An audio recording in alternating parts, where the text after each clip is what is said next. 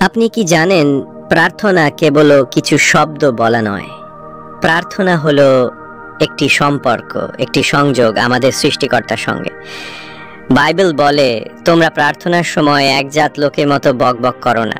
তারা মনে করে তাদের অনেক কথা বললেই তারা শোনা যাবে। প্রিয় ভাই ও বোনেরা, যীশু খ্রিস্ট নিজেই আমাদের শিখিয়েছেন কিভাবে প্রার্থনা করতে হয়।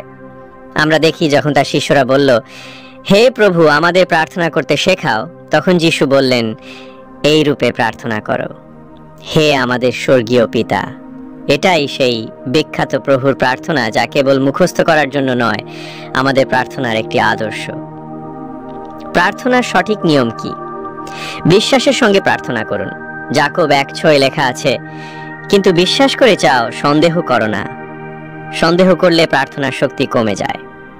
গোপনে প্রার্থনা করুন। যীশু বলেছিলেন, তুমি যখন প্রার্থনা করো তখন তোমার ঘরে ঢুকে দরজা বন্ধ করে গোপনে তোমার পিতার কাছে প্রার্থনা করো। প্রার্থনা যেন মানুষ দেখার জন্য না হয়, বরং ঈশ্বরকে মন থেকে বলার জন্য হয়।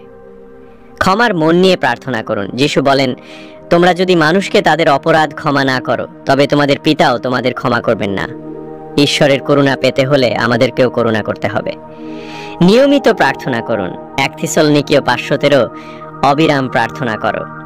প্রার্থনা যেন শুধু বিপদের সময় না হয়, প্রতিদিনের অভ্যাস হোক। ঈশ্বরের ইচ্ছা অনুসারে প্রার্থনা করুন।